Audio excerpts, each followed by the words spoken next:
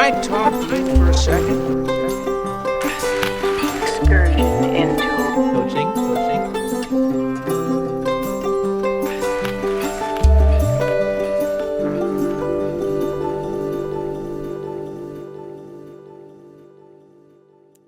All right, here we are talking about coaching. Yeah. It's really great to connect with you, Avi. I've been looking forward to this conversation.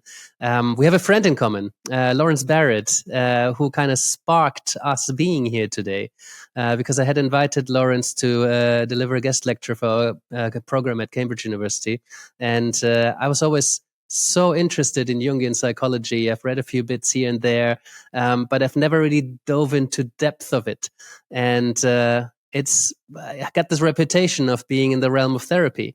And then I kept running into Jungian coaches and I thought, oh, this is really fascinating. Some of my favorite quotes are from Jung. It's such inspiring way of thinking. And it also resonates because, as an existential coach, if you ask 10 existential coaches, you get 10 very different ways of practicing. And what I got from a conversation with Lawrence is that in Jungian psychology or Jungian therapy, and particularly Jungian coaching as well, it's very much the same thing. There's many different camps. So I'm really excited to explore your perspective on the work. You bring decades of experience and knowledge. You teach, you write, you bring in not just Jungian principles into your work, but also Gestalt, also object relations, art therapy, which I'd love to explore a little bit. And you mentioned something that you call Avi's theory. So as somebody excited about integration, I'm really curious to hear more about that. But there's plenty of things we can talk about. I doubt we run out of things to say before we run out of time. So I'm wondering where to start, and where I think I would go is who are you, right? Who are you is a complex question, but I think in maybe you telling a story of where you are approaching the work from, I think it would be really helpful. And I think in that process, you're bound to touch on many different concepts already. So I think I want to keep this question quite open and just say, how are you and how did you find your way into Jungian coaching? Well, I think it's a long way. I'm 71, and I remember myself as a child extremely creative, to the point that it used to be sometimes quite risky. For example, I would paint the walls in my room, and I used to present maquettes of creative dolls and arts that I used to do instead of submitting homework. I always looked at things from a creative point of view and not very much the standardized way. Luckily enough, my mother was a teacher, and I was my mother's child. So my father couldn't really comprehend who is this creature that he is raising up there. But it was 1950, 1960.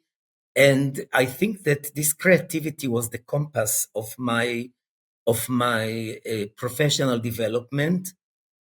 I have to admit that up until 1980, I was not a very prominent scholar or a brilliant student because of this creativity, because I am an intuitive feeler.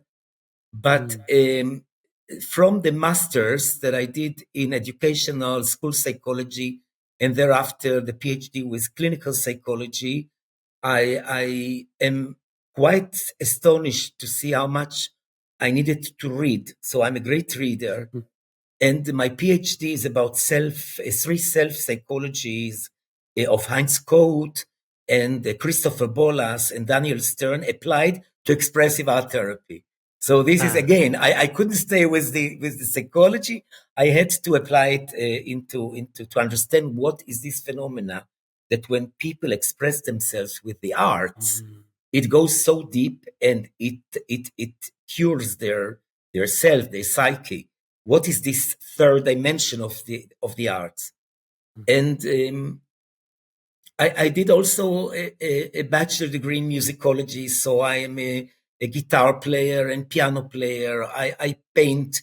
I paint like crazy. This is the painting that I do now. My crazy olive tree. Wow. If you're listening to this, it's worth jumping over on YouTube. Yeah, Very and cool. it's quite with a lot of passion. There is a lot of suffering all along the way as well. Suffering because I'm not compromising, and I'm not afraid to go to places in life that are not comfort zone necessarily. Nevertheless, always in psychotherapy, 4 years of psychoanalysis, 8 years of Jungian analysis. So all the time there is a compass there that keeps me to a certain degree aware of who I am. And I think, and very important for me to be a teacher. I love teaching.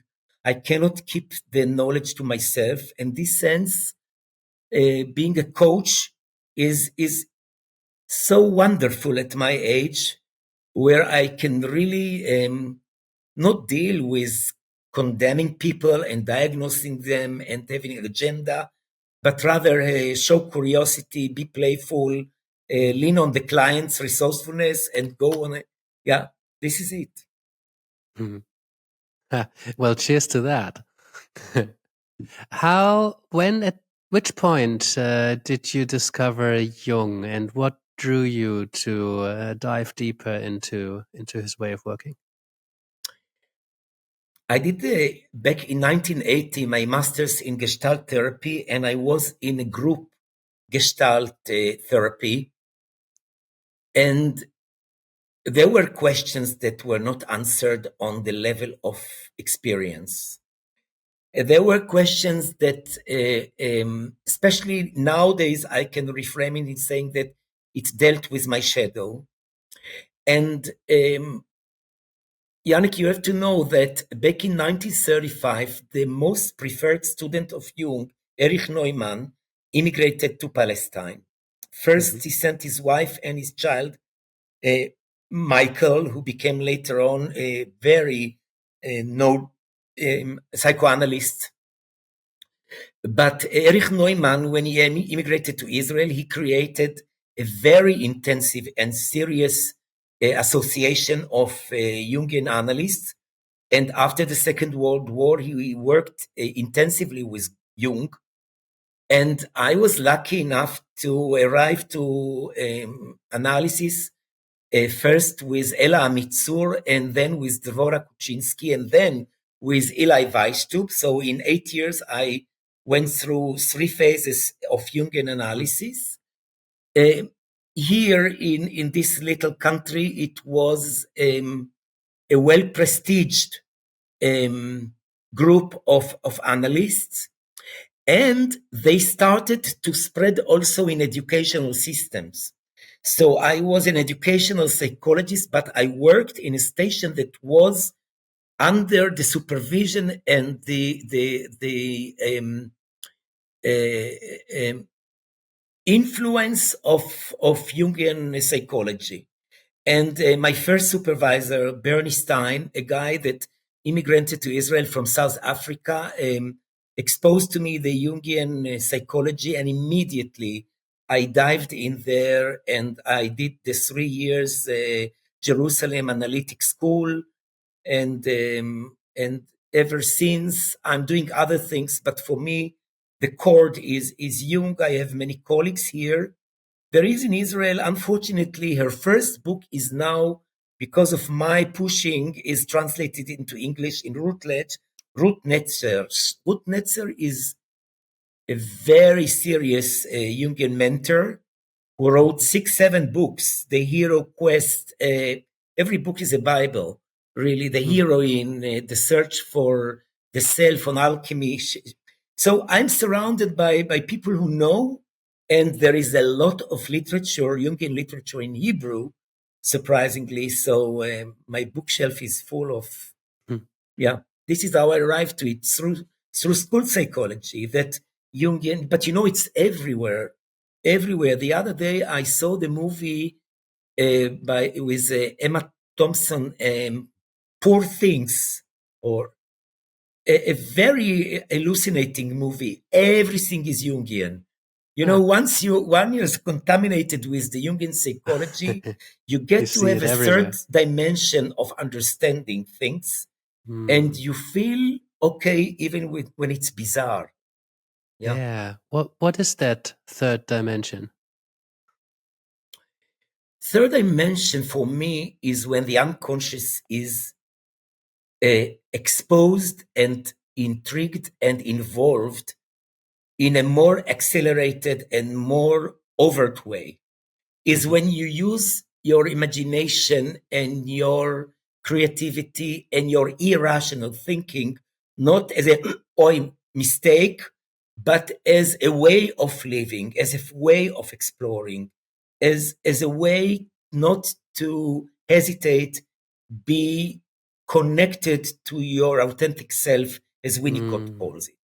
There is a price for being connected to your authentic self. It deteriorates your persona. You don't behave accordingly. I think our friend Barrett is this kind of a person, you know, that you feel that he cares, but he wouldn't give up on his true self. And for me, this is a compass. Yeah, I remember I had a client in supervision once, a trained therapist who had transitioned into coaching. And I remember he would say things like something would come out of his mouth, and he just kind of, it was a lapsus, right? And instead of just correcting himself and moving on, he would pause and he's like, oh, what an interesting lapsus. Like, what Yeah. an interesting Freudian slip, if you want. But like, we could have just brushed over it. And I think many coaches would, because, but he was so curious about that and kind of pausing. And, it's like, because the perspective is that's the unconscious, something came out that mattered, that was meaningful. Let's explore is an opportunity to learn. Can I expand on this Yes, association of yours? Yeah, and it resonates a lot. You see, in my Jungian coaching method, what I did that I think is genius, because I get fantastic feedbacks again and again from all over that it's fast and deep, is that I took all my knowledge from Gestalt therapy, mainly the here and now, awareness and connectedness to the feeling level of the wholeness. Mm-hmm. And I put it on top of the Jungian psychology in the sense that the coachee speaks to a symbol, to an image, or to an archetype that bursts out as a result of the dilemma that is presented. So what we do after you present your dilemma, we ask the client to shrink it into a one sentence topic. And when it comes into a one sentence topic, it tells the coach which one of the coaching cards should be presented to the client. And the moment the cards are presented, there is a word in bold with which the client is asked to start a dialogue.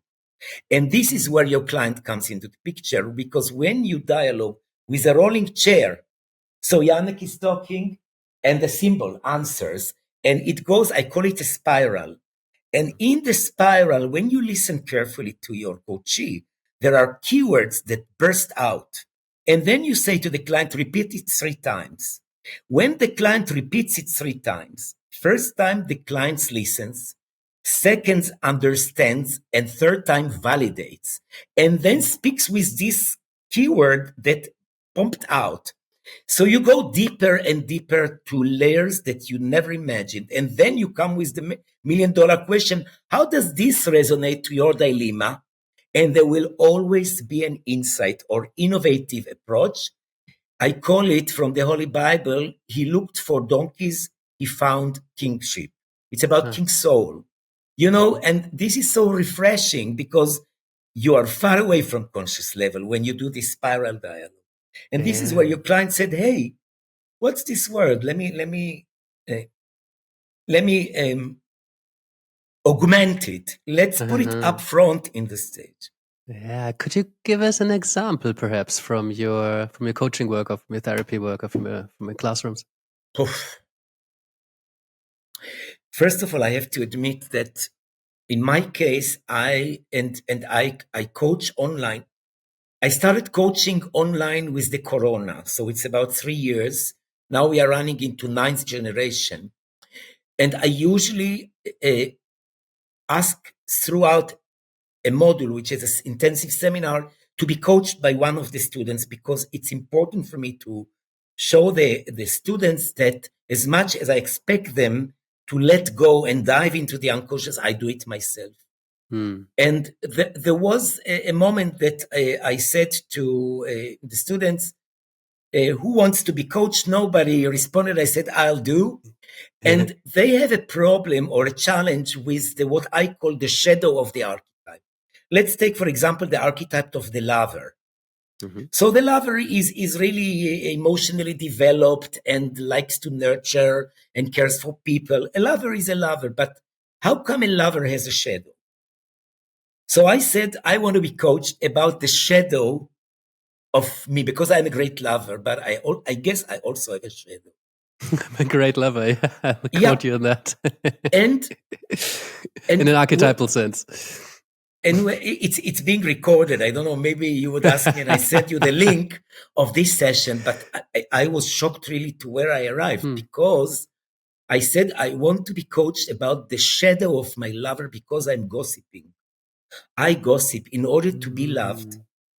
Sometimes I find myself sharing information that I must not share, especially now that I do a lot of organizational consulting, and okay, I'm aware of that. So it's really cleaning something that is being aware, but I wanted really to surrender to this. And I started to speak to this big mouth of mine, the gossiper. Yeah. Now, I accuse this part of mine that it is not respecting privacy, and it not respects boundaries, and it's an insult. But when my mouth turned and started to speak to me, it gave me an opportunity to look how miserable I am with my thirst to be accepted and to be admired. Okay, in clinical psychology, you will say, once again, I had to deal with my narcissism, but it was not labeled as narcissism. This was my insight as a clinical psychologist. It was a practical need to be loved. And the more this dialogue went from both sides, I arrived to a place when I had to create a contract between me and myself. And this is where we arrive to what I bring from art therapy, the icon. I usually encourage, you see this this rope is my internal coach. When I hold it, I feel an extra sensation that it's like you are holding your horses, or it's like a leash. It's something that gives me a feeling that I am in control against my aspects of my inferiority or shadow. So it came to the contract. So this is a whole process that starts with a dilemma, goes into a dialogue, and you find yourself with awareness that you could not have planned to arrive on the conscious level. Yeah, and translate that insight or that awareness into a symbolic rope around your wrist that you can touch. And I think there's something about symbolism in Jungian psychology that that seems to illustrate this super beautifully. Listen, back there you can see a black door. This is my clinic. It's now dark. And there I have a sentry with for about 1,000 miniatures. Now, each one of these is a sentry therapy, Jungian sentry. I got it for 40 years collection. Sentry, what's that? Okay, this is a Dora Kalf. She was a student of Jung.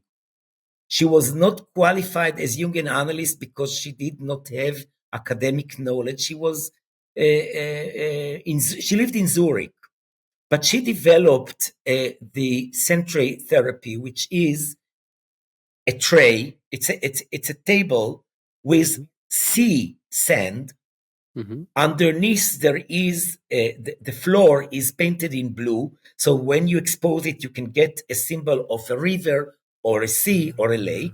And there are miniatures that are arranged on shelves according to categories. Each category is an archetype: symbols of the self, symbols of the hero, minerals, vegetarians, trees, monsters, all kinds of them.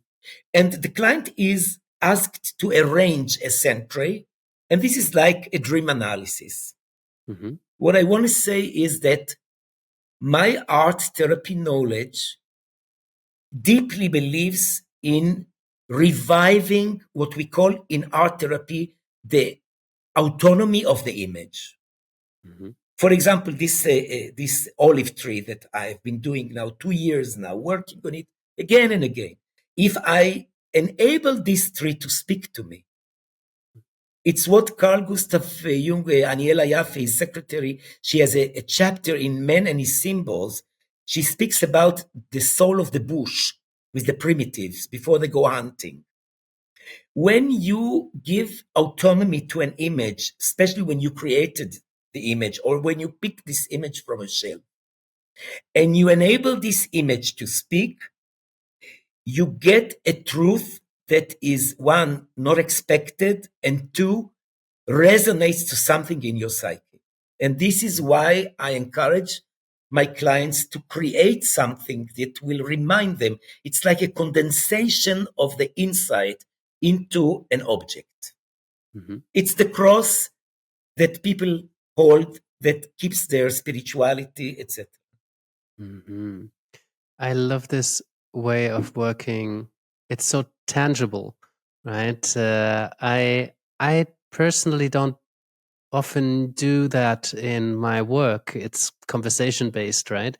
But whenever I do something with the hands, whether that's cards or symbols or objects or constellations, like something creative, depending on the client, right? It's so powerful. So many things get released because we're engaging with psychological concepts in a way that we have a physical relationship with it. Let me relate to what you said, that your coaching is mostly verbal.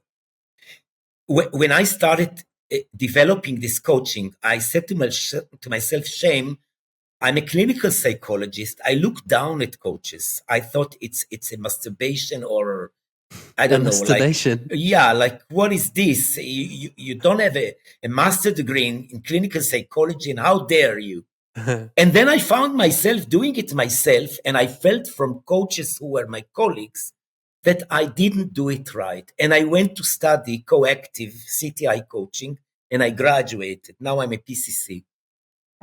And he will come again in 30 minutes, the clock. But in Jungian coaching, if you take the ICF competencies and the ethical code, in coaching, you need to be symmetrical to your coachee, not to manipulate, not to teach, not to consult, not to mentor, to coach, which are, these skills, we all know these skills as coaches. However, in Jungian coaching, the coach needs to step one extra step backward and enable the coachee to dialogue with what the unconscious produces for the client in the presence of the daily. So if we speak about a triangle, coach-coachee, here comes the third. And the third is a representative of the coachee psyche.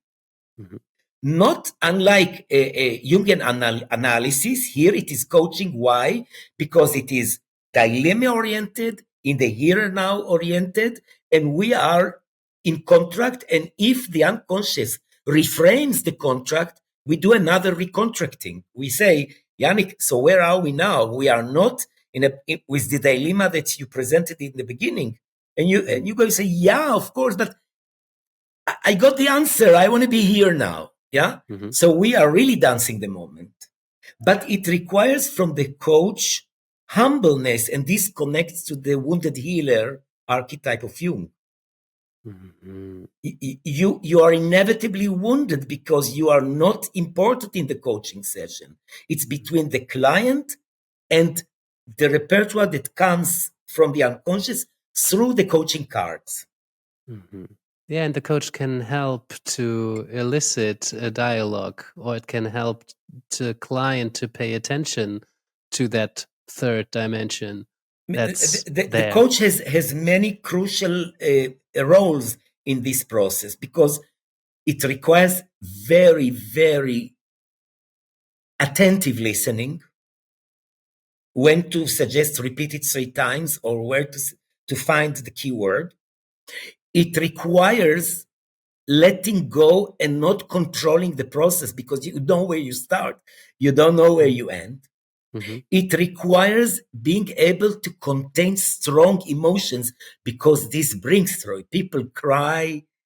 We work a lot with embodiment because, the archetype brings a lot of sweating and people report about it. They say, wow, I'm shivering now. Why I'm trembling now. It requires, it's like a strong dream.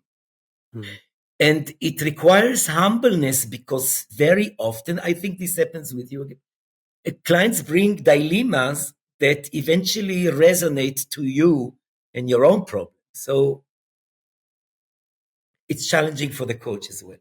Yes, I was just reflecting on that. It's this sounds like it really is very advanced form of coaching. Would you Yeah. say that coaches need therapeutic training, or I mean, there seems it's asking for a level of depth of having done your own work to be able to do this. It seems like coaches would do really well to study and understand the unconscious at quite some depth. So I wonder if this is something that is accessible for those without, because I haven't met a Jungian coach without a Jungian analyst background. My marketing person says, come join us or see a webinar because we always do breakout rooms and graduates coach people. So but this is a quite challenging question because I cannot deny my past, my professional past. Nevertheless, people that join our programs are not professional coaches and are not psychologists, mostly. We get business people, finance people. We get a lot of people that are spiritual. And what we found out in the marketing is that people arrive to us because they search Jung. And then it pumps up Jungian coaching. They show curiosity and they join in.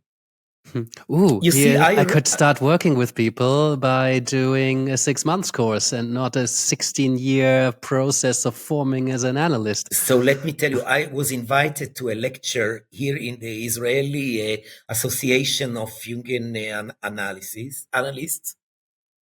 And after I gave a lecture and demonstrated, one of those analysts said to me, listen, I cannot understand you with a PhD in clinical psychology, certified analyst. And how dare you? We work 3 years to interpret one big dream that can really change a person's life. And you claim that in 6 months, somebody can work. And I said, listen, you sell orthopedic shoes and I sell sneakers, which means it's about the expectation of your client. Those who come to consume coaching are healthy people, functioning people. We have our assessment tools in the beginning that the students study, for example, the pizza, to guesstimate the ego forces of the person. The pizza? The pizza, we call it pizza. I haven't heard of it. I love pizza. I can't share. Yeah. No, this is a circle that is divided into slices. And each slice is representing a category in life: family, intimate relationship, health, career, spirituality, etc. The functioning of life. And there are 10 grades for every slice. So the client is asked to draw and fill it up. You look at the contour and you it's like see whether the the Wheel of ego. Life. Yes, bravo. This is it. This is okay. it. So this is what we say, we sample the ego, the conscious level, how the person functions. And we look at discrepancies between the slices. Mhm. Okay. Then we present 24 archetypes of the psyche to see which 3 cards the client chooses in the here and now, to which archetypes in the unconscious the client is connected. Mhm. Now, there are 2 options with these archetypes. One is that you own them, you have them, and you choose what you are fond of. Mhm. But there is also this principle of Jung, the compensatory function, which means you don't have it, but you're attracted to it, like an adolescent that puts Rambo on the wall, Mhm. and wants to. So there is a fruitful conversation with the client right at the beginning. What are your assets? What you can lean in? What is your dream? And from there we go on. Mhm. The program is very structured. We speak about 6 modules. Every module is dedicated to a one archetype. We start with the introduction to Jungian coaching. The second module is ICF competencies, and then I teach alchemy, which is 7 ways to create change with cards. Then comes a big module about the feminine and masculine energy. About this, maybe I will share with you. It's been a big transformation that I went through with gender identity and queer and feminists and all kind of people helped me to attune this archaic perception about anima and animus, and we use it. This is a big pillar in the program, because by intuition you can imagine that any problem in your life you can solve by doing or by being approach, and sometimes it's magnificent difference. Then comes the hero quest, which is uh, everything that has to do with before and after and with career. Mhm. Then there are 24 leadership archetypes for executive coaching and teamwork, and then integration. By the end of these 6 months, people know how to do Jungian coaching. Yeah. But So, ICF expects people to study more, and I agree. I'm very yeah. fond of ICF. I think they give us a very solid framework to know what to expect and not to surrender into therapy. Yeah, that's especially people who haven't gotten a background in coaching or even a background in psychology or haven't necessarily worked psychologically with people. I think that those competency frameworks can really hold us in a place where we feel, okay, we have the groundwork of what we're doing here. We know how to keep clients safe. We have learned when to refer. Um, it's that element around the unconscious that I'm curious about, because it's complex work, right? Even when you work with healthy people, functioning people, um, to open that channel, you never know what you're gonna find, right? I met many very functioning people. Once they opened the door into some of their shadow, for example, a whole lot of things can happen, and there's a big responsibility for to open those doors, or to invite someone to open this door. So I've seen a lot of coaches in my life who, with the best of intentions, open up a lot more than any of them, the coach or the client, can safely chew on. So I wonder what you do so that coaches know how far they can go with this. I've heard this concern when I worked also in expressive therapy, when I encouraged my students to encourage their clients, sometimes patients. I worked for years in psychiatric hospitals to enable the art speak and to have dialogue. I have to tell you that the essence of the Jungian coaching leans on Martin Buber's dialogue I thou, when you don't keep distance, but you identify from zero's distance. Now, can we disagree about something? I disagree with you. I don't think that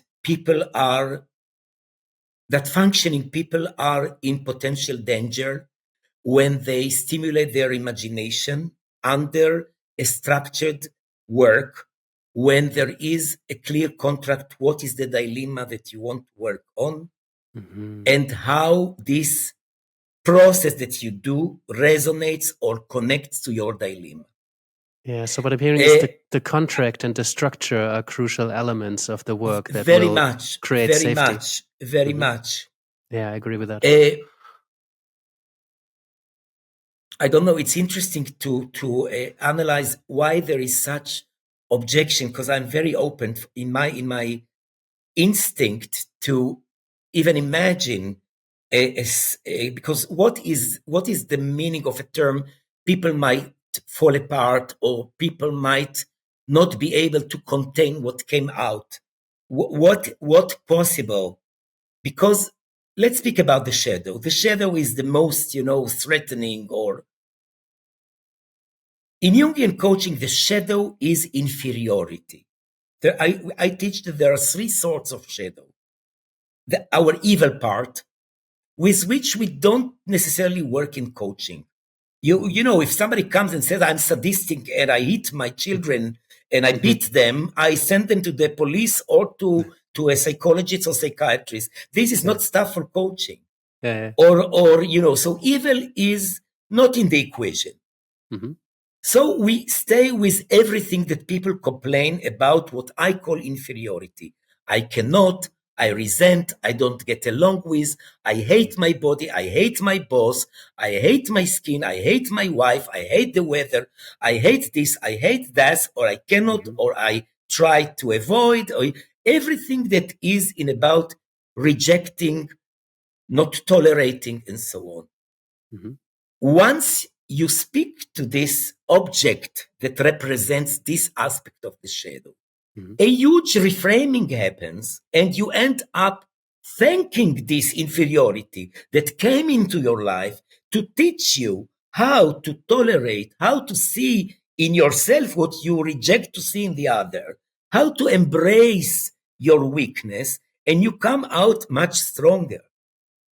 So, we have now 1,000 graduates of Jungian coaching. We have 3 schools on campus. I never heard, but I don't want to open my mouth to the devil, about a collapse or somebody that like an attempt of suicide and so on. Sometimes I do get, because we don't do scanning or interview, sometimes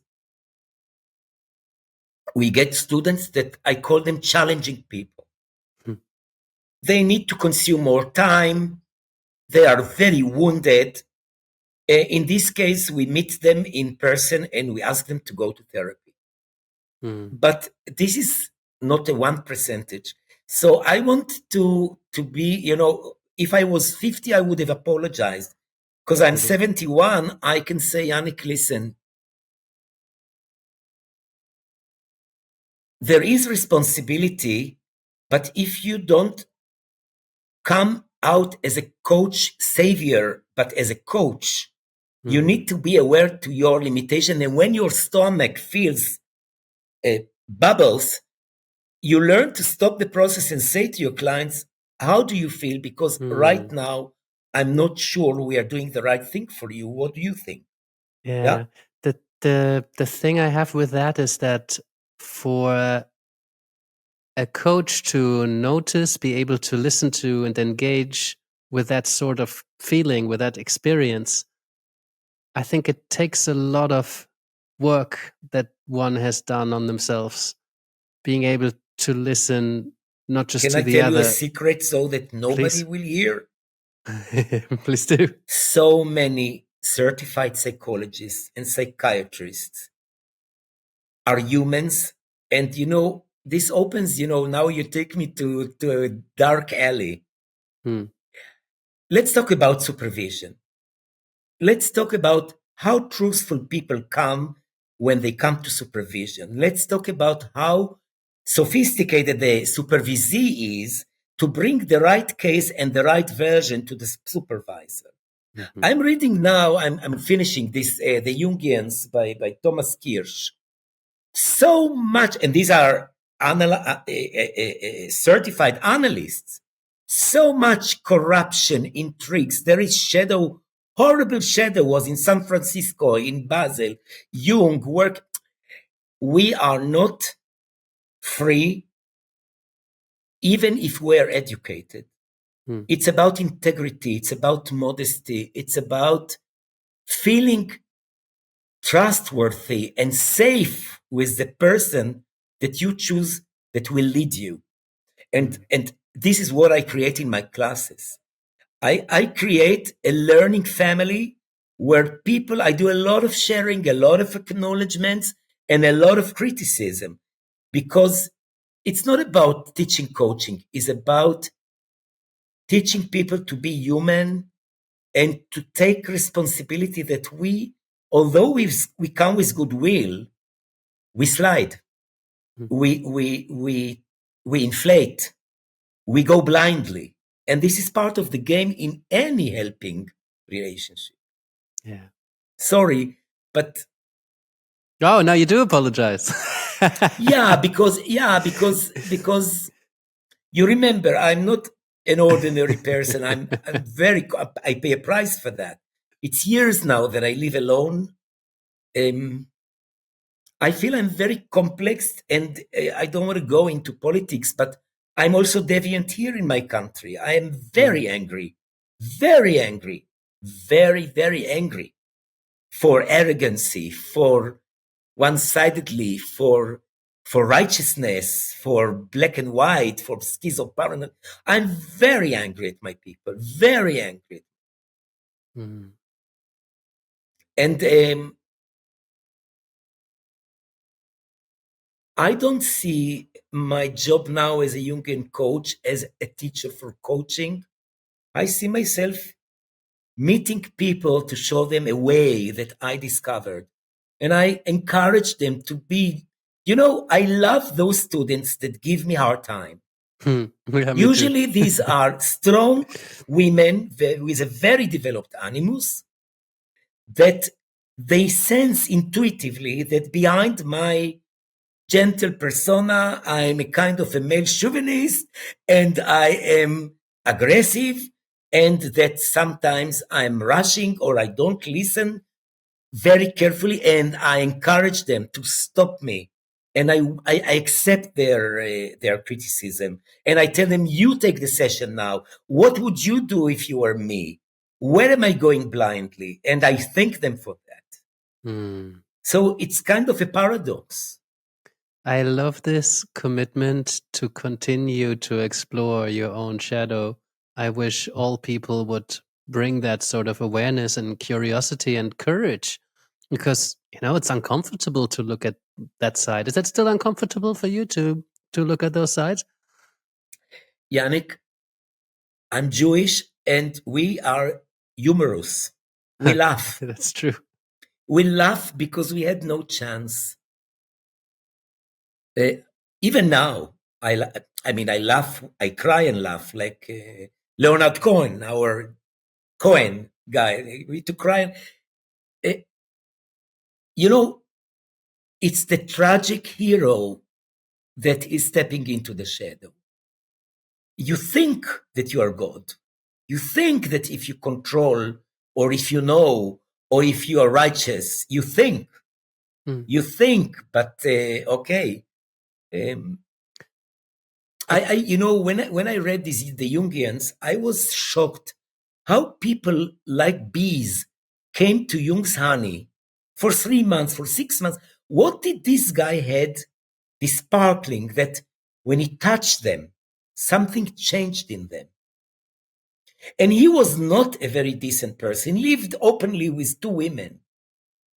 He did psychotherapy to people with Tony Wolff at the same time. Imagine you go on Monday to Jung and on Wednesday to his lover. But I believe that he was not pretentious. And when I read among the lines, he had temper tantrum. I think it's lovely that we have a shadow. Otherwise, it would have been gods or.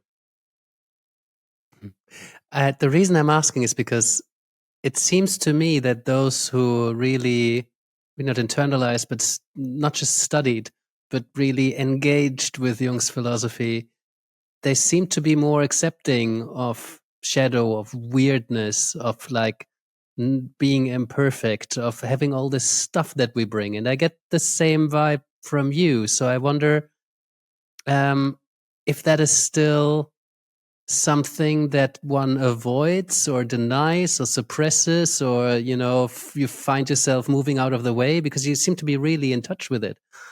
Do you know what I mean? It's addicting. Ah. It's addicting because we go back to the third dimension. You look at life differently. You look at look at these psychological types, for example, what they turned later into MBTI. I wanted to ask you about that. I am an introvert, intuitive feeler, perceptive, a kind of an artist. My eldest son, who is 45, he's extrovert, thinking, sensational judger. We cannot get along together. For years we were fighting. When I understood that my son, who came from my sperm, is built totally different, I started to have compassion. Mm-hmm. Now, it was not intellectual understanding. Yeah. It was out of helplessness because I understood that I cannot change him and I don't have the right to change him. Yeah, and this is where I think the value of these psychological types lies, right? And I've noticed that the first time I delivered a workshop in a small organization based, there's many tools, right? There's not just MBTI, Myers-Briggs, there's also Enneagram or Insights or DISC. I haven't, most of these are based on psychological types by Jung. And in the beginning, I thought, oh, that feels really limiting because no way that there's, you can do an assessment like that and then just know who somebody is. But it never failed to elicit a really interesting conversation. And when you do it with a group, it never failed for people to develop a language around how am I and how are you and why do we vibe or why do we fight? And so while in the beginning I thought oh, but they're taking something that is complex and beautiful and, difficult to understand and quite open, and they simplify it to a point where they can sell it in 4 colors as a corporate workshop that strips off the complexity. But at the same time, if you use it well and you don't use it to categorize people and then judge them on that basis and make a ton of assumptions about how somebody is, if you recognize that it's not just, there's not just clear lines between red and blue, then use it as a starting point for a conversation, as coaches would. And it elicits so much potential for people to create more awareness around how they are and how others are and how we might get along. In my book, An Introduction to Jungian Coaching, there are 32 chapters, and there is one about MBTI. I'm an MBTI certified here. So I say Jungian coaching starts where MBTI ends, because many executives, they get their letters. They know what they are. What do they do with it? They know where is their comfort zone. They know where is their, what we call the dominant. He is a thinking sensational. Great. What do you do with your inferior function? How do you develop your femininity? As a woman, how do you develop your feminine energy when you are a manager of a bank and you are calculating and you are fast and you are animus possessed? So I think that Jung, unlike Freud, was extremely optimistic person. Really, this is what I admire. All this paradigm of animus and anima, all this belief that the unconscious wants to burst out with creativity through the transcendent function. All the idea about embracing the shadow and not going against it, although he was Christian. All these concepts arrived to one conclusion. There is so much to do. And when you are running a workshop with a team and you start with the MBTI, and you develop a conversation with compassion, with seeing the other, with accepting the differences, you are laying a tissue of feminine energy there, containment, nurturing. Mhm. So it's so beautiful that even the psychological types give us coordinations, where to start, but they don't tell us where to stop. Mm. And actually, you can expand your potential. Why stay a thinking type if you're ready to dive and check your emotions? Sometimes life is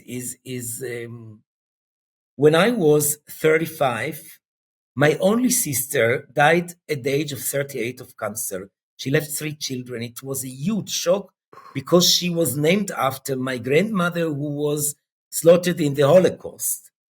And then my father, after a year of praying over her soul, died from a heart attack. So in a 1 calendar year, Wow. half my family died.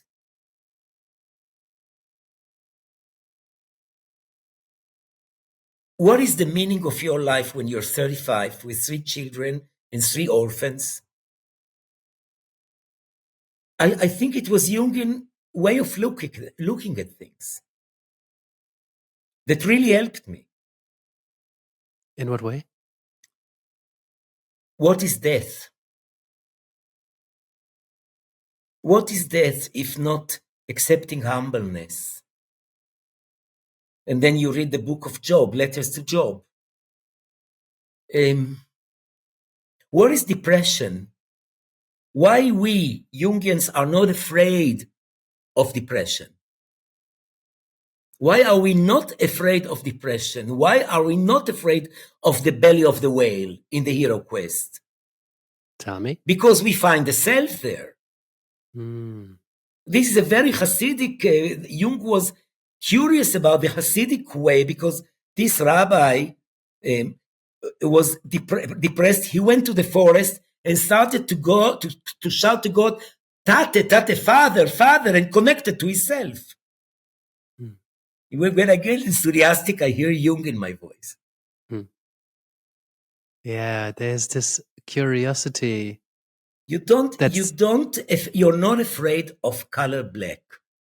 Yeah. You're not afraid of the shadow. You there are breakout rooms now. There are all these lock rooms, and when you are puzzled and you don't have an answer, we Westerns are fucked up because we want to get answer immediately. Yeah. And with the Wikipedia, everything is given to us. Yeah. When people come to coaching, when they are knocking on a door and it doesn't open. So Jungian psychology is for those who knock on the door and are not afraid to fall, like, pull the pig and the bear and Alice in Wonderland and Pinocchio in the belly of the whale. All those who fail for an individuation quest. It reminds me of some of my work with psychedelics. For many years, I have been exploring the. I'll take that moment to reflect. Yes, please. let's. It's an old. It's a welcome reminder of time. I love the sound of it. And what timing? Coincidence? Is there such thing? Tell me about this, because you are touching something in my unconscious now. Well, for years I've been exploring where the intersection might lie when what can coaching contribute to psychedelic experiences? What might psychedelic experiences contribute to a coaching process? So what reminded me of this now is, first of all, that psychedelics often are seen as a channel, a doorway into the unconscious. Psychedelics translated, it's mind revealing, right? So we often meet something during those experiences, something that is in our unconscious, and it reveals itself, and something that that is often offered as a piece of advice when people have psychedelic experiences is that when there is a monster, when there is darkness, when there is something that is very scary, during a psychedelic trip, you're not at risk of physical harm.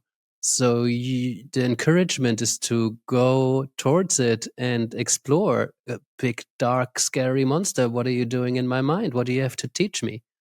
Right? And that is not an attitude that comes natural to people, right? The natural instinct is to move away from danger. But when we do this in this way or develop this mindset, then we learn and we go towards the darkness, see what it can teach us. It doesn't necessarily mean that we seek it, or that we or people start harming themselves or doing things so that they feel bad. But there's something going on in my mind right now. What can I learn from this?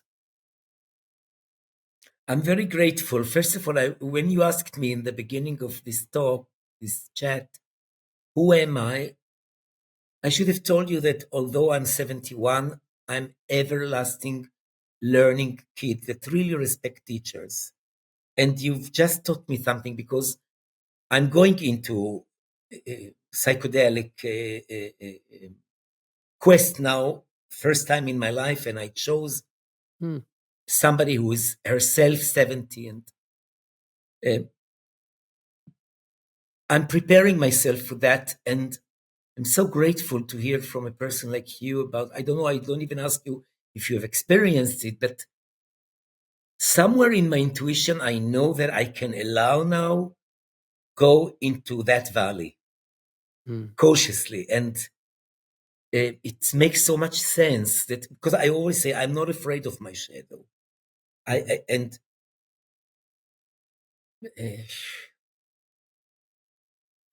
feel that encountering with our weakness or evil is a potential for growth, and that interests me a lot. I'm very grateful for for sharing with you this. Maybe afterwards I will contact you to have another talk with you about before and after this. Yeah, it seems to me that both for psychedelic journeys as well as for Jungian journeys, this attitude towards shadow, I'm not sure if it's a prerequisite or whether we can learn it in the process, but it's something that as a coach I would probably want to check, because that seems like a really important asset to engage in the work, because chances are we're going to meet some darkness, and the Jungian coach will not be afraid. They will actually be welcoming that shadow in as part of the work, probably a very important part of the work. And the same questions in psychedelic coaching appear as we discussed earlier, right? How much training does a coach working around these substances, not with, but helping people prepare and integrate experiences like that? How much training do they require? How much knowledge about the unconscious? How much experience with, these kind of processes? One of Ruth Netzer's book is Interpretations and Explanations about Jung's Red Book. Unbelievable book. It's called Jung's Red Book. And she discusses there how come in 1913 he was talking to himself to the point where he thought he was going nuts, and without any chemical assistance. And how much can you let go when you're still in conscious level? You took us to a very challenging, sensitive, and marvelous topic that I am a virgin, and maybe when I'm not, I will let you know. Yeah, it's a ritual of initiation in a sense. Yeah. Let me explain how I understand it from Jungian terms. If you fall willingly through psychedelic assistance into the unconscious, by definition, you fall willingly into. By the way, let me just briefly intercept, because psychedelics are not the only way. You just kind of alluded to it already, but this can be meditation, this can be breath work, this can be an altered state of consciousness when you, I don't know, just snowboarded down a mountain and nearly died, or you had an intense experience of dancing. So this can be reached in many ways, right? This doesn't have to be chemically induced. I know because I have expressive art programs in Serbia, Slovenia, and Zagreb for many years, and they do a lot of dancing on fire, and they do a lot of ayahuasca, and I have colleagues that went through these experiences. What I'm trying to say is that in my terms, you dive willingly into the Great Mother. It's a feminine energy that contains you and takes you to irrational experiences. But it's important to stress out that for me, Jungian coaching is a very practical discipline. The client needs to go out by the end of the session with clear homework about how to move forward from the dilemma that you came with. How do you come up with homework? And could you give us maybe some examples of such homework? Because coaches often ask about it, right? So, yeah, this is a paradox because on the one hand, according to ICF, we as coaches are not expected to give homework at all. We are expected to encourage the client to say, okay, based on this insight or this session, what have you learned? And what do you wish to do with this? And then we would help the client to come up with an idea that is operational, that you can check that you actually did. Yeah. But if the client is stuck, or we have a whole repertoire of assignments, I call it homeworks. I call it, it's like a kind of techniques of meditation or doing art, or in a sense that it gives the client a practical practicing experience for which the client can, if the client wants, report or share. And today you can take a picture and send on WhatsApp or not share, but to give the client to submit the message that what you did here is kind of atelier, a workshop. It's something practical. How do you manage with biological breaks during an interview? Can we make a small break for a couple minutes? Of course. We do. Yes. So,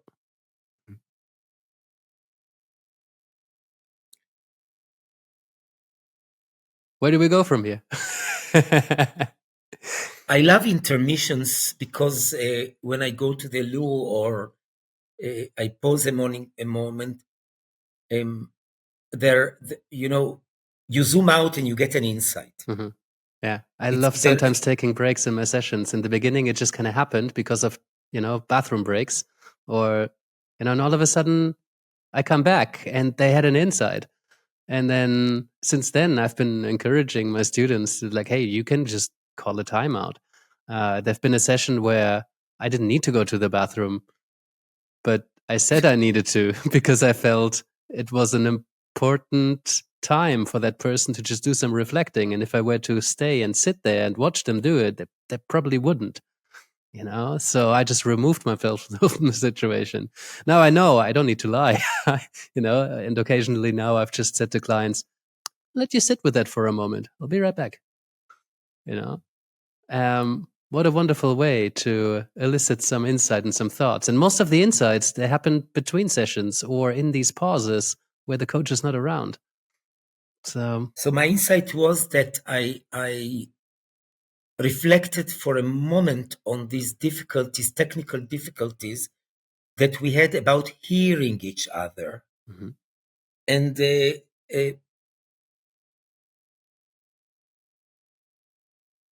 it's very interesting that I'm in a role of being interviewed, you interview, but nevertheless,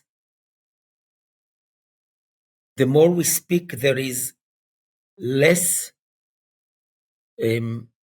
role structure and more curiosity, spontaneity, and so now we are more I feel that we are more dancing. That's our role. Yeah. I don't like interviews so much. Sometimes it just happens, and I think that's also part of why I like to block so much time. Because existentialists love talking about time, right? You have a big clock that every half an hour reminds us. I think when time is something that is very present, things change.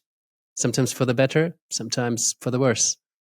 So I think allowing these insights to happen by just offering some time or some space, it's a lot of what coaching is about. In the beginning, most coaches seem to be trying to speed things up and accelerate. Often coaching is seen as this great accelerator of thinking, when actually, in my experience, most of the great insights happen when we slow down.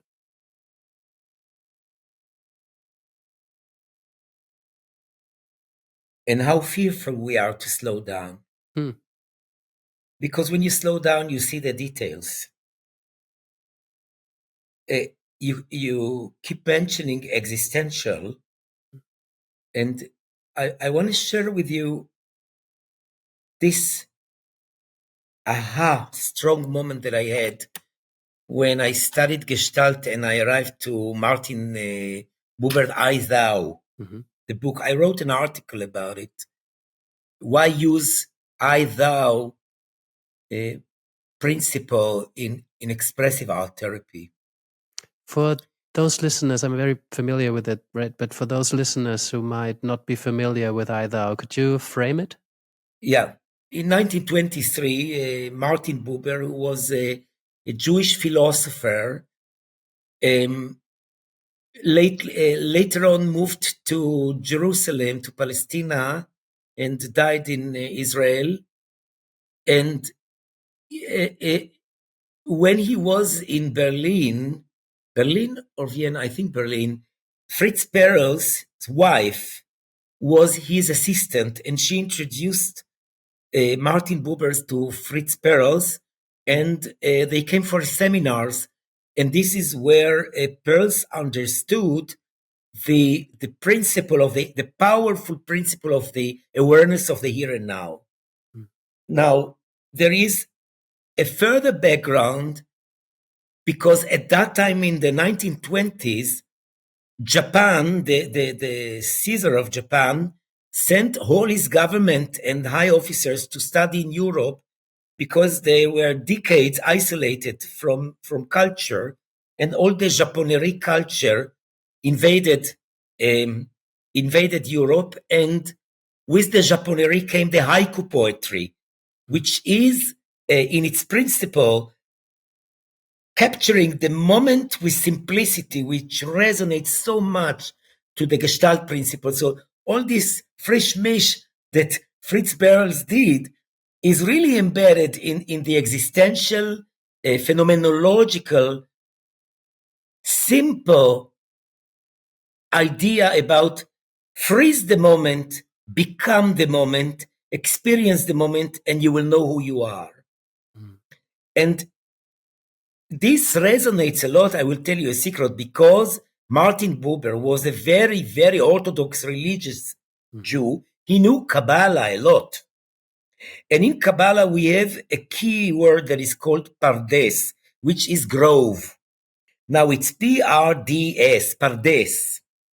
The P comes for Hebrew pshat, which is simplicity. Your client tells you the problem as simple as that. You listen. Then there is the R is for Raz. Raz in Hebrew means hint. Sometimes there are little gestures, body language, tip of the tank, idiosyncratic word that your client is using, that you stop and say, what was that? What did you mean by that? And you go one layer deeper to understanding the dilemma with your client. Then comes the D for drash, which is the Freudian interpretation. We don't do that in coaching. We don't interpret. It's over patronizing. But the deepest layer of knowledge in the Kabbalah is the S, Pardes, the S for the Sod. Sod in Hebrew is secret. When you enable free autonomy to the image, when the tree, as Martin Buber said, speaks for itself, and you become the tree reveals to you a secret. And this is what I call the added value in Jungian coaching, that they really come to discover where they go blindly, the dilemma that they present. And it can be an FCO, it can be a CFO, it can be a R&D, a person of research, a person of knowledge, a person that is strictly scientific.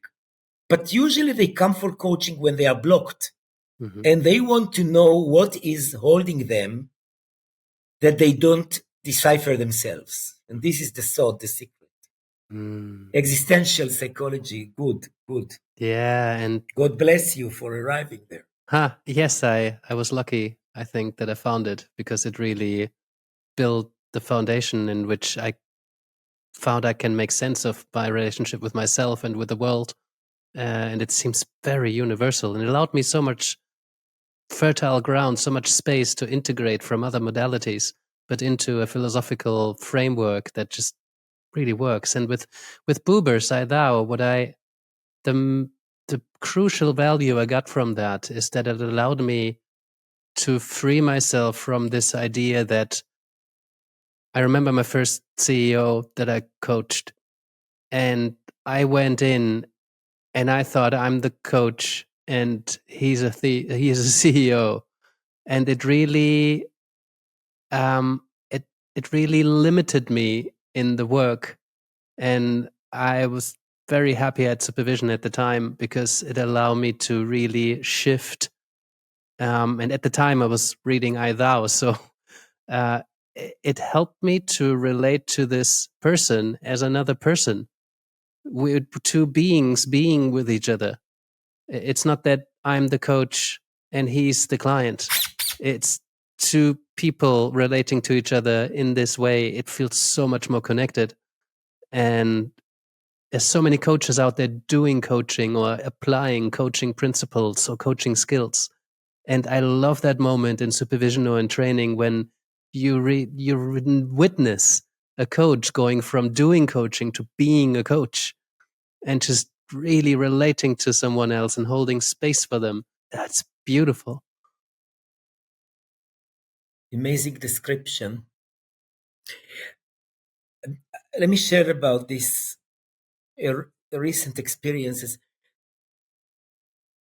I find very challenged by my graduates who want to spread the word and use the Jungian coaching cards with senior executives.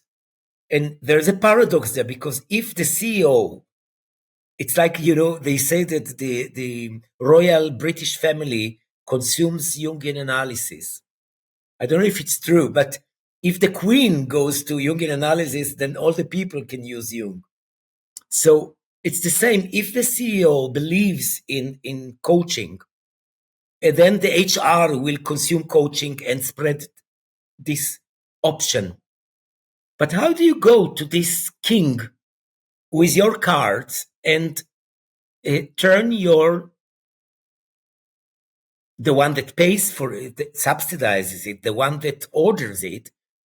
How do you come selling something that might put your client in a ridiculous way, irrational tools, sometimes imagination, totally sound irrelevant, out of the box? How do you sell this? And let me share with you something personal.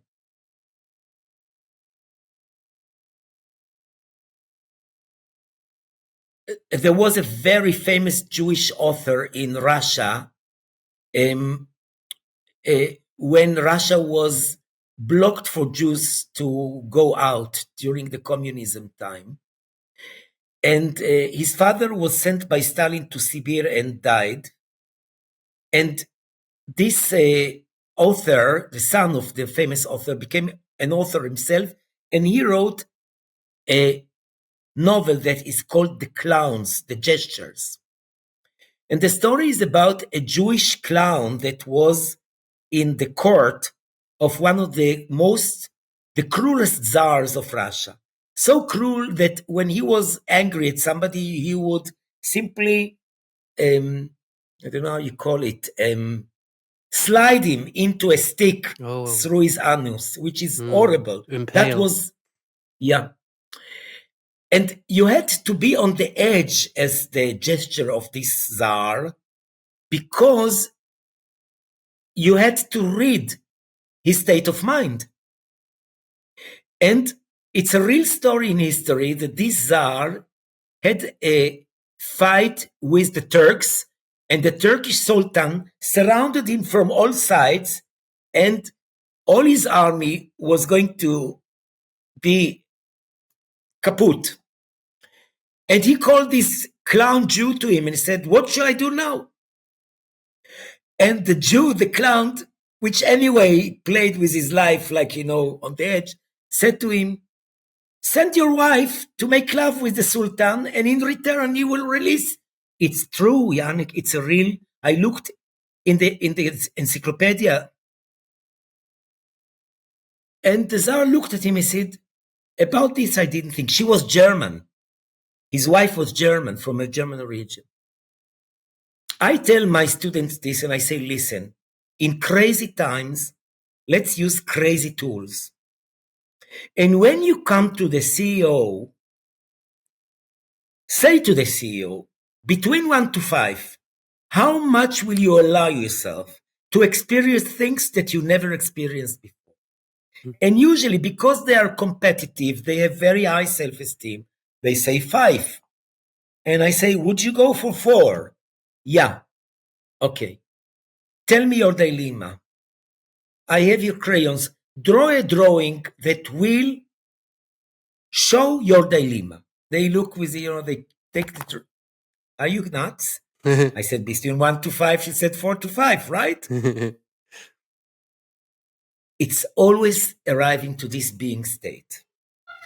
Because when I read a lot of psychology of Heinz Cote for my dissertation for the PhD, Cote writes that Bismarck, who was the chief of the Austro-Hungarian Empire, could not fall asleep at night. He needed his driver to sit in his room. Interesting.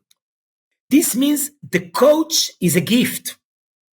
By being ready to arrive without a personality, without a title. I'm just a coach. And this reminds me that in the 12 archetypes of leadership by Corbett and Pearson, they have an archetype that is called every person, which reminds me of My Fair Lady, I'm an ordinary man. This archetype is a healer for snobbish people, for people that are narcissists, for people that they think that they are the authority, and you don't need, as a coach, to be in conflict with them. You just say, maybe read every person. Maybe it will resonate to you. And they read and they say, oh, do you mean, they find, suddenly they look in the mirror and they see that the king is naked. So it's the power of humbleness. It's the power of being a trickster, of being a fool. And I explain to the students that you don't need to know in order to be a coach. You need to be present and humble. Mm-hmm. Because if you know, you fall into a consultor and not into a coach. Yeah, someone once said, knowing is the opposite of learning. And it always stuck with me.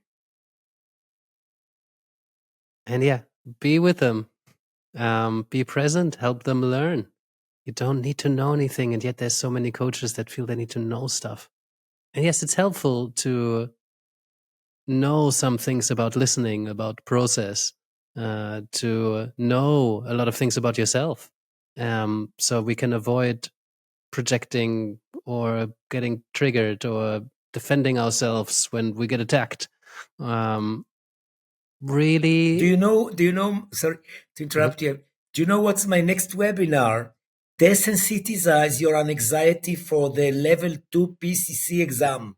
Yes.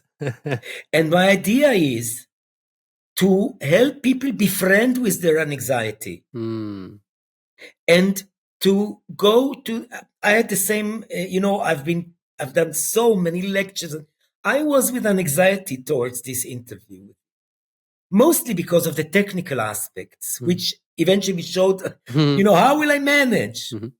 But if you embrace your anxiety, then you can really say, okay, what is this exam? It's about simulation, about situation. I come honest. What a great teacher. I come, yeah. Yeah, and I think we have that in common with existentialism, right? Existentialists encourage us to befriend our anxiety and see what it gets to teach us. There's different forms of anxiety, right? There's the kind of anxiety that will just never go away as a part of just being alive in the world with other people. But there's a lot of anxiety that we can alleviate, that can help us learn something. And I think when it teaches us something, it loses its darkness, It's the power of paradox, because, and this is the same, we go again and again to the shadow. The moment you look at it not as your enemy, an anxiety, I will take Xanax, but you look at it as an existential chance to embrace my fear, my clumsiness, my ignorance, my confusion, then paradoxically it levels down, it decreases. Yeah, exactly. And if we learn to distinguish between the kind of anxiety that we just need to accept or embrace, it's, that actually can make life quite exciting, and the anxiety that is maybe unnecessary, and the anxiety that can teach us something, and as soon as it does, it can evaporate, right? Anxiety can be a sign of I'm human, or it can be a sign of something's not quite right. And that's worth listening to. And that doesn't need to scare us. It's actually, that's a really positive thing.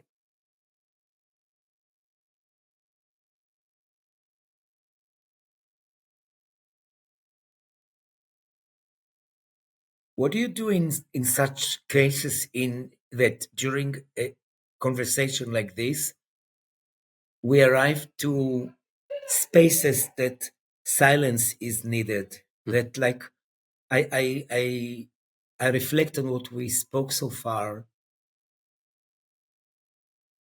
It's a nice meadow. I know. I saw you thinking, and I thought, I wonder what will come out of that. So I'm just going to let it happen. And in podcasts, it's quite tempting, I think. It's very rare that you hear a prolonged silence on a podcast. And I think, why? That's such a missed opportunity, because people listening to this also need a breather. I mean, they are in the luxurious position where, you can just pause and reflect, and sometimes I do that. I'm listening to a podcast and then I pause and I'm like, I really want to sit with that for a moment. But I think it's just so wonderful when you see two people being with each other and without the need to fill a silence, because that's not how coaching conversations work. That's not how conversations work. And as we already established, right, in those spaces, often these insights emerge. So that's why I was just holding it, and I'm not afraid to have dead air, as they call it in media, right? It's far from dead. At least that's how it feels to me.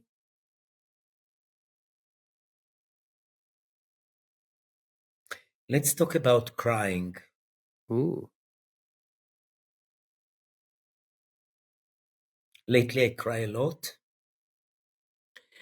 And in coaching session, this is such a huge paradox. There are, 25 little pictures of people, you name it, from Philippines, Kiev, United Kingdom, Salt Lake City, North Carolina, Paris, blah, blah.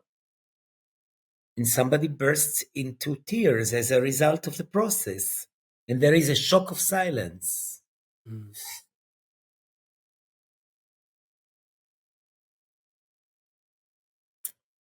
On the theoretical level, I explain that there are three sorts of cry, in my opinion. The one that I don't really embrace and stop the process for, I see, but I don't relate, is the narcissistic cry, like the spoiled princess that there is a bean under the third tense mattress and she could not sleep the whole night. A narcissistic anger or spoiled, which causes a lot of frustration and cry.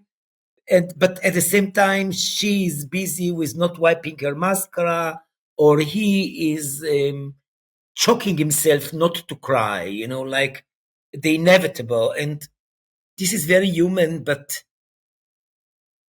this, let's say it's an inevitable outcome of spoil or frustration. But the second sort of cry is the cry that I embrace a lot, and this is the cry of anguish and humbleness. It's this cry that when the person wipes the tears, the person feels that what we call in Jungian, I moved out from my inflated ego, that I surrender to my humble and inevitable weaknesses. And this is where what I do, I say to the client, I see, and I start crying. I start crying as I do now because,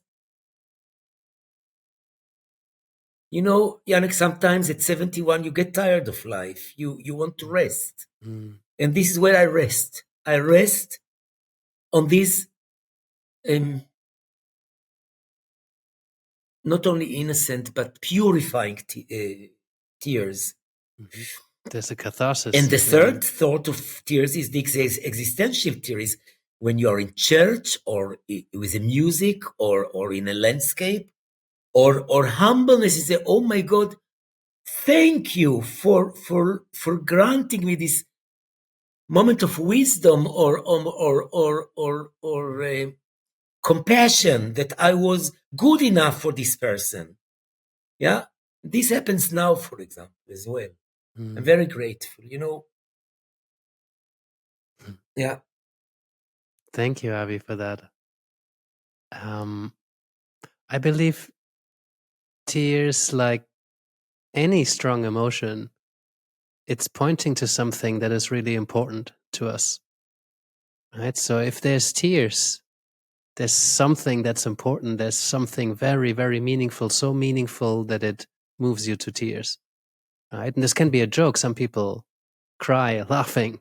And I think it fits with all of the different types of crying that you just so beautifully laid out. And it's the same with anxiety, right? Strong anxiety. There's something that's important that it's not, there's something there. Strong anger, frustration, strong disgust. Whenever there's a strong emotion, it points us to something. Again, they're teachers. So I really welcome that. It's amazing how many coaching clients apologize or feel embarrassed about it or feel that it's not appropriate. I'm so sorry that you have to witness it and see this. When it's such a beautiful opportunity, I always feel honored that, first of all, somebody feels safe enough to show me this, or, sometimes it's not a conscious choice, but I'm witnessing something that's very important, something that's really deeply meaningful to this person, so much so that this elicits tears. It's not that I'm trying to make that happen. It's not on my mind. It's just when it happens, it happens. A bit like happiness. I don't want to chase that, necessarily, but when it happens, it's a beautiful thing.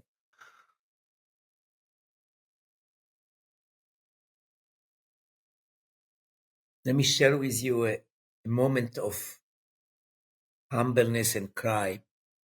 on the third or fourth generation of our Jungian Coaching Online, I had a student from Kiev, Ukraine, and the war broke out. And it's a seminar once a month. So we see her, and there's a month of war, and we try to be in touch with her, and eventually comes the story. I'll make a long story short. She has a son. He's in depression. They release him from hospital. They move to a city near Poland.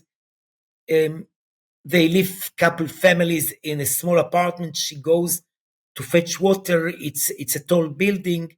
He commits suicide. He jumps from the window. She loses her son, and eventually she graduates. She's a brilliant woman.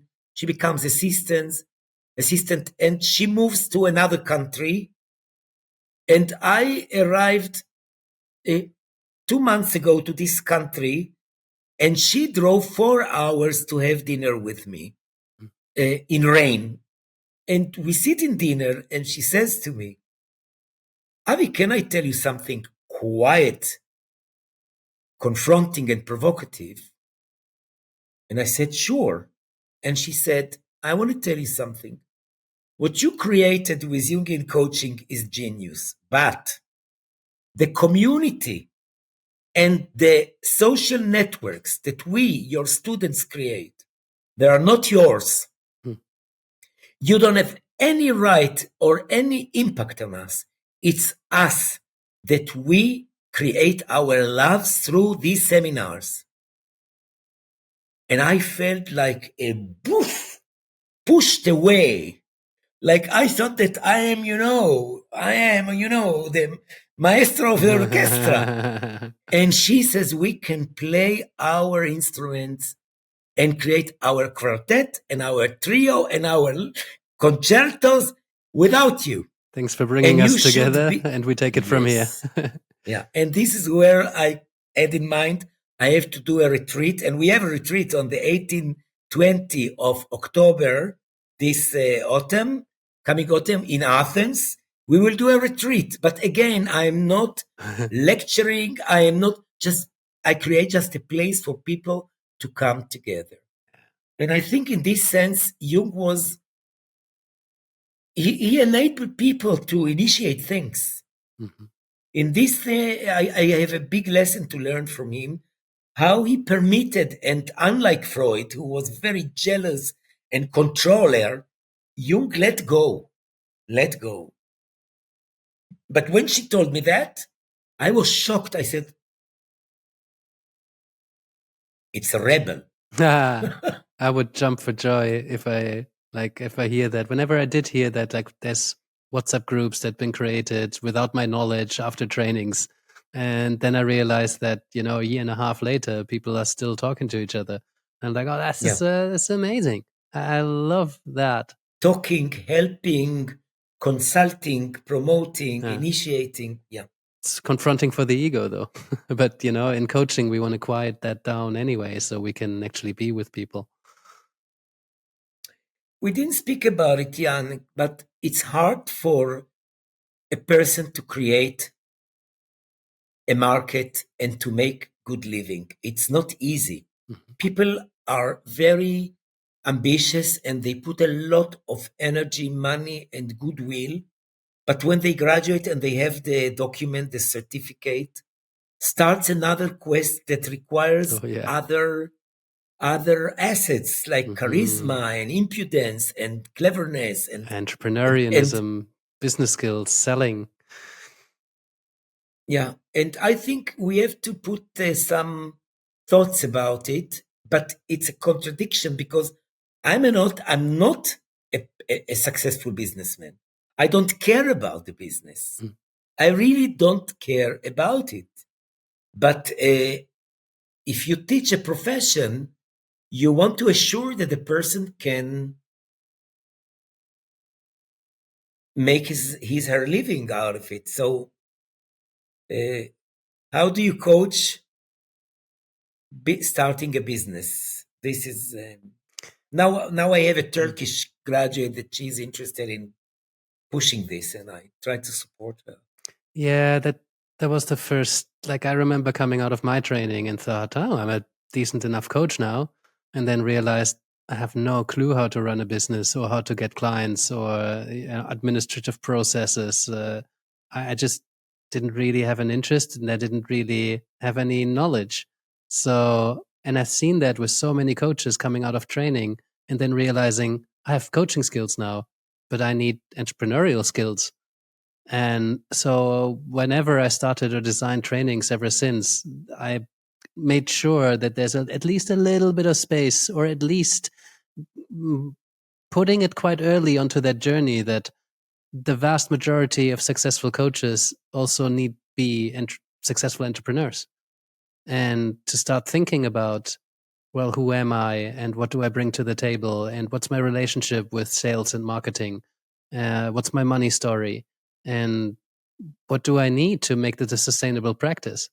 There's very few coaches who have jobs, as internal coaches, for example, or an agency that actually gives them regular work. I mean, now we have Ezra and BetterUp, and there's a number of agencies and directories and companies that match clients with coaches. Often they pay very little, but they take over all of your marketing. So it's very attractive to coaches who don't bring that kind of skill set. Now I'm in a scaling process. So that feels like that's entirely a third set of skills that I didn't have, which is visibility and marketing and systems. When you try to scale something, it's an entirely different thing to creating a one-man business. So I see that's the number one pain point for coaches. So many great coaches out there, and many of them don't work because they have never learned, or they don't have an interest in creating those first conversations. Where do my conversations come from? How can I propose that working with me might be a good idea? How can I make it more likely that people see the opportunity and possibility that coaching offers, and make it easy for them to say yes to this? How much or little am I willing to encourage? I think it's so important that coaches make their peace with what that means, because people benefit tremendously from having a space like a coaching space. And so many people don't have that because coaches haven't learned to communicate or help people experience or open up pathways into coaching. And it saddens me. That's why part of my work now is helping coaches figuring out how can they create a business, because there's no blueprint. There's no one way of doing it. This is the second thing that I take from our conversation, to speak to my team and to install a one day or an extra seminar by somebody who did it and knows how to teach it, about entrepreneuring and charisma and marketing, which is a counterpoint to what is expected from a coach. Mhm. Because we put so many efforts in tuning and empathy and being states, and suddenly you need to take your soul and put it upside down and become a bulldozer, like push. Not necessarily. There's ways of doing that, but that's usually the story, is that, to have a successful business, you need to push and you need to be aggressive, and the marketing needs to be going right into people's pain points and then offer a very clearly defined solution. It's something we need to grapple with. It's not easy to find your own authentic way. Ethical marketing was an oxymoron for me for many years. I now hear myself say things that 8 years ago, Yannick would have been like, "Oh my God, who are you? Is it okay to say that?" And now it feels second nature, because yes, of course, there would be a time when I would encourage someone that they have a choice here and to make a choice. And if they don't make a choice, that's okay too. But then consciously choose not to choose coaching right now. That's okay. And I think there's ways. I know there's ways in which people can find a way to create a sustainable business. And some people have entrepreneurial skills already. Some people are quite extroverted, always connecting, have a large network. For some people, it's much easier to create business. Others, much more hesitant, much more difficult, sedimented money stories. Been grown up with certain narratives around what is okay to do and what is not okay to do. And I think, but everybody has a way to create conversations. You just need to find your way of how can you make it more likely that you create conversations, and then learning the skill to take someone from a conversation into a consultation, into a paid agreement. So part of that is skills. But yeah, I wish more coaches would start thinking about that early, because there's this fantasy around what it means to become a coach. And I think coach training is often sold on that fantasy. And then people fall off the cliff at the end of the training and realize, oh, I need a lot more, and possibly a lot more persistence and a different skill set and more investment, So when I took all the Jungian knowledge about feminine energy, the anima and the masculine, eventually by the end of the day, I developed two sorts of cards, the cards of being and the cards of doing. Mm-hmm. And actually each one of the package, they have a keyword that is asking the client, how does this word advances you, promotes you, targets you towards your dilemma? And what I did, I sorted out what are the keywords of the feminine principle, which is very clear, containment, intuition, repetition, processing, feeling, emotion, blah, blah, blah.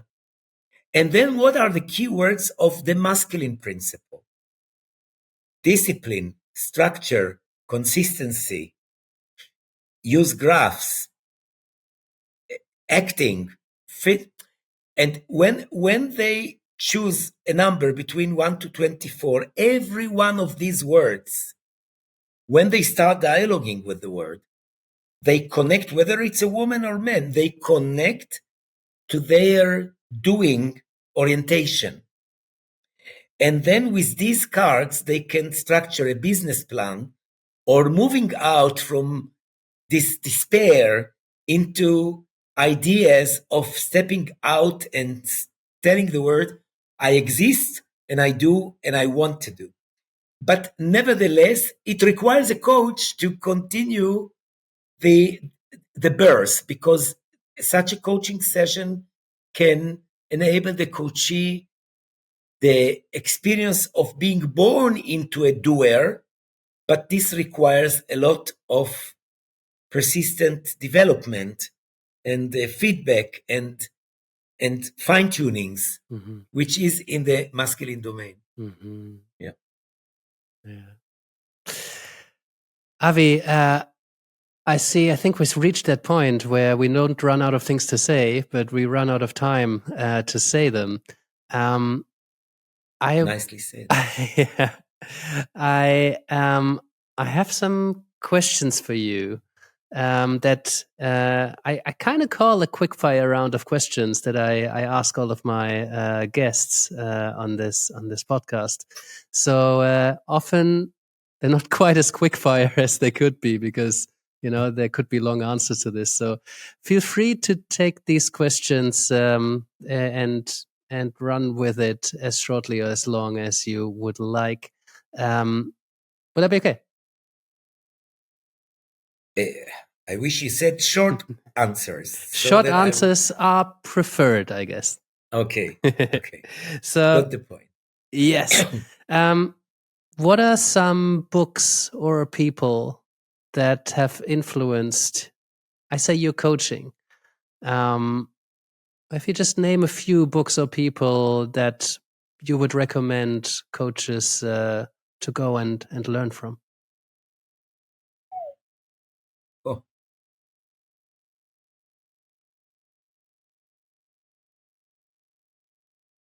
by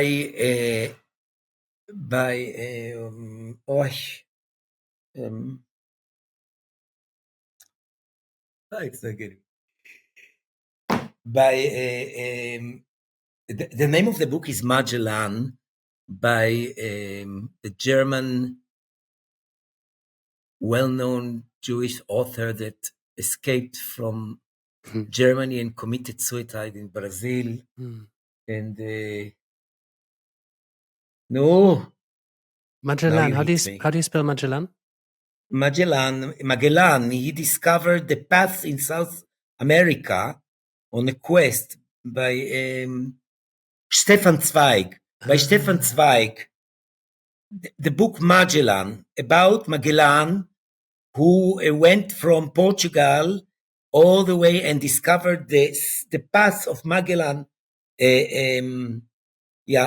For me, it's an amazing book that gave me a very strong feeling about the sense of a hero quest.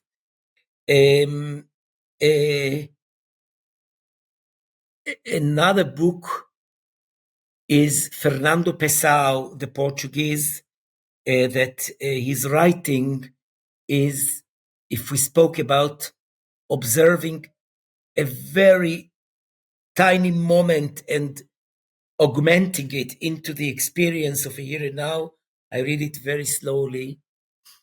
I'm reading a lot all the time. I'm reading since I divorced. It's like 20 years. My best friend are books, and I read a lot. There is the biography of Spinoza, Baruch Spinoza, by I think Miller, that also gave me an amazing insight about survival and about turning lemon into lemonade, or what we call in coaching reframing.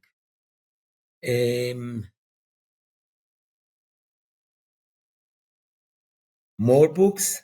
I'm happy to leave it at that, unless another one pops out that you feel people shouldn't be living without. Let's go on to the second question. Sure.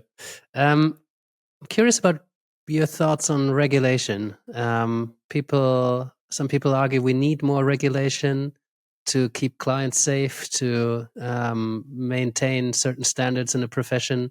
Others say regulation is a gatekeeper that keeps good people out of a profession because they can't afford to go through these gates. What do you think? So my association is funny because you know that because the Jungian were very corrupted for a century, they kept apologizing for whom they were in versus the psychoanalysts. And all the time they had to apologize that I'm a Jungian analyst, but I do, and I am a clinical psychologist, blah, blah, blah. And now this curse moved to the coaches that because they are in the shadow of the psychologist, they want to be more, we call more religious than the Pope. I think that the ICF regulations are decent. I think that they are very strong. Yes, there are many coaches that don't care about the ICF and they work, but there are other professions.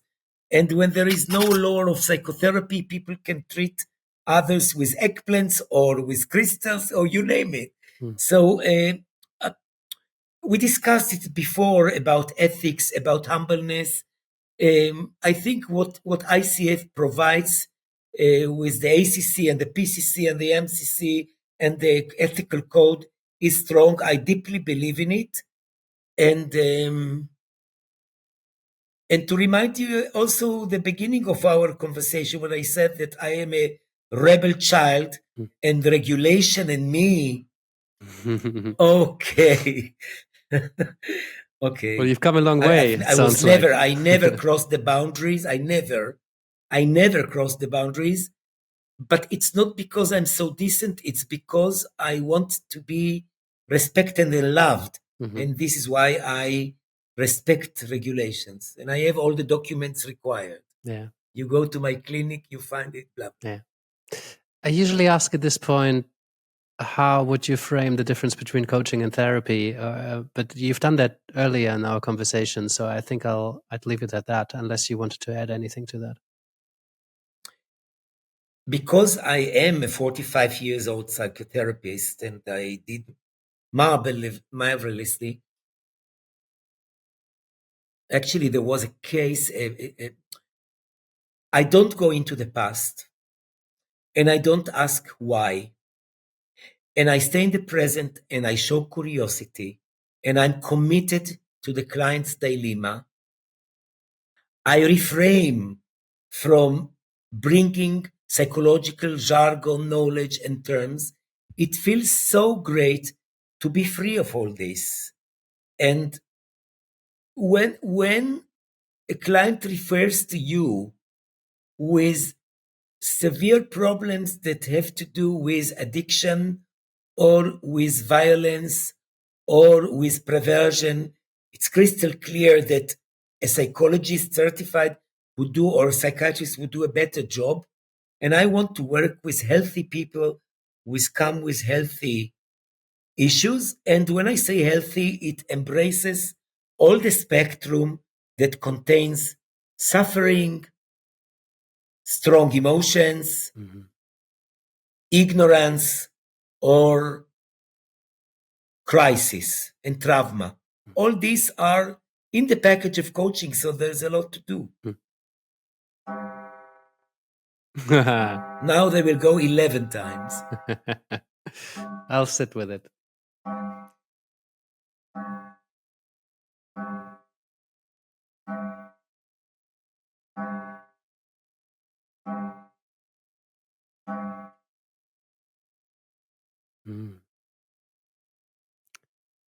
You will not wait until midnight because I will turn into Cinderella.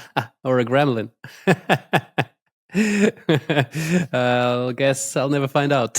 Fingers crossed. Are there any notable trends you notice in the coaching industry or perhaps in Jungian circles?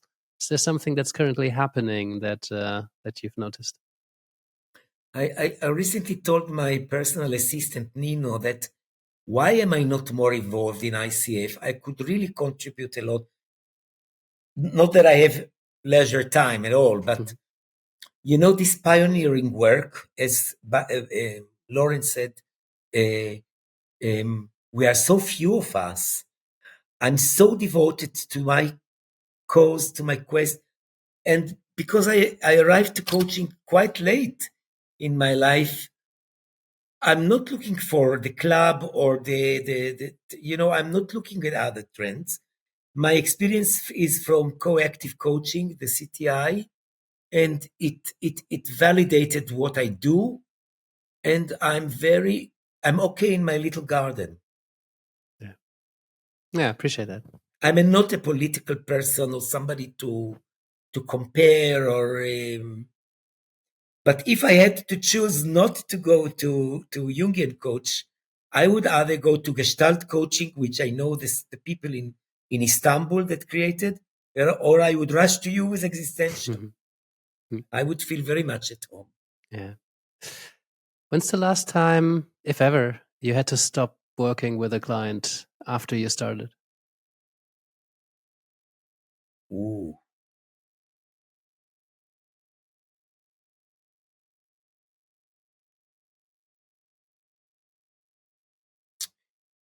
It's not so much, it's a combination of coaching and therapy. Coaching because we used the tools a lot and intensively, but the framework was therapy. And the guy wanted very much to be in coaching therapy with me. He's 27 years old, changing girlfriends frequently. He's a student of psychology, and and he lives in the north. Speaking about the north, it's 3 hours drive to Tel Aviv. But at that time when he started, I also lived in the north and I moved to the center. And then the war broke up. And our lives is chaos. And he arrived quite deep to the topic about why doesn't he stay with a one girlfriend and arrive towards he wants to get married. And he started to cancel the appointments not according to our contract, last moment, always under the umbrella of force majeure. And I confronted with him and I said, listen, it's not about, there are other people and we work on Zoom and we go on with life. And this repetitive cancellation of the appointments, maybe you need to think, do you really want to go through this obstacle? Because it's about partnership and you don't commit to our partnership. And he said, he wrapped me very politely and he said, yeah, maybe this is not time. And I let him go. I let him go because who am I to decide whether it's too much for him? Maybe we are not in real times. And you know that I always think about Second World War, that Jung decreased his activity but it took a couple of years, or Freud that was really devastated with the First World War. It's time that sometimes you need to let go. I'm very obsessive about my profession, and as you can imagine, I devote myself a lot. And when somebody cannot commit, then it's okay. It's also okay. There will be other times or another person. Yeah, that makes sense. Second to last question. Can you tell us about a memorable client of yours? Obviously, without breaking confidentiality, but I wonder if you could tell us a story that kind of illustrates a coaching journey. She's a student of mine, and she's from the Philippines. And because this program is 6 months, she loses her husband and becomes a widow on the Hero Quest module. And she attends the module. Mm-hmm. And she attends the class that she's lost her husband. And I work with her without mercy. Without mercy? What with do you mean? The cards. I don't nominate her. I say who wants to work. Mm-hmm. After first day in the program is theory with presentation and experiential. Second day is exposing the cards, working with the cards because they know the theory that lies behind the cards. Mm-hmm. And by the third day, they bring their volunteer and they work with the volunteer. Mm-hmm. So I ask on the second day, who wants to practice? And she says, Avi, I will. What power, what courage, what assets that came out from her, and then the acknowledgement of the group. Mm. And now she is a follower. She volunteers in the mentorings. She's an assistant, but she says herself, this program enabled me to for example, she remained with 3 boys, and she learns now to stick to her animus and to discipline her boys. She has terminology that gives her understanding what she needs to do. So for me, this is a gift to life. Oh, beautiful. Right, last question. If you could take over the screen of any person or group of people for a minute, let's say you have someone's attention or the attention of a group or the whole world, what would your message be, and to whom and why?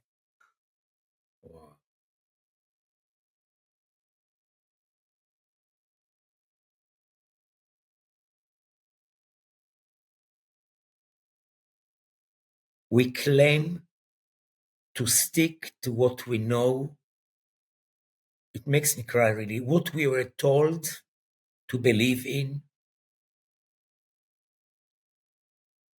We are victims of a very sophisticated way of communication, and therefore we forget to be doubtful.